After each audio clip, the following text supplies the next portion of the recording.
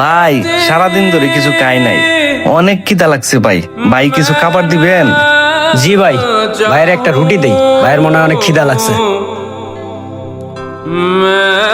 এই নেন ভাই, বাসায় যাইয়া রুটিটা খাইয়া নিয়েন। ভাই আজকে তো কোনো কাম কাজ করি নাই, আজকে আমার কাছে কোনো টাকা নাই। সমস্যা নাই, আপনি যান।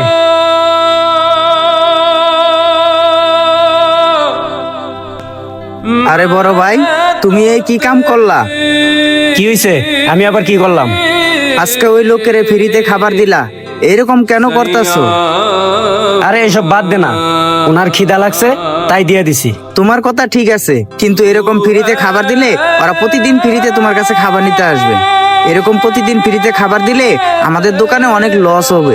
আরে ছোট ভাই, এই মুরব্বির যেদিন কাজ না থাকে সেই দিনই আমার কাছে খাবার চাইতে আসে, এতে আমাদের বেশি একটা লস হবে না। তুমি লসের কথা বলতেছো?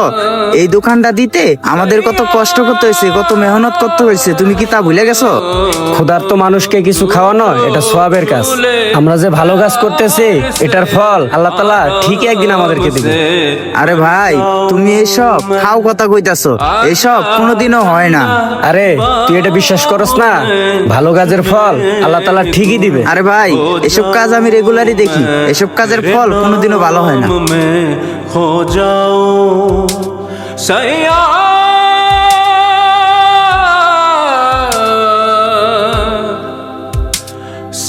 কি হয়েছে ভাই, আপনি আমার বাড়ি পর্যন্ত আইসা করছেন?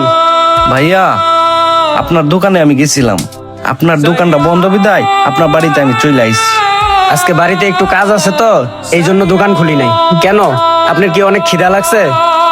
না না, আমার কোনো খিদা লাগে নাই, আমি অন্য একটা কাজে আইছি। অন্য আবার কি কাজ? ভাই রাস্তার মধ্যে একটা ফোন পইরে পাইছি, ফোনটার মধ্যে আপনার ছোট ভাইয়ের ছবি, তাই এই জন্যই নিয়ে আসলাম।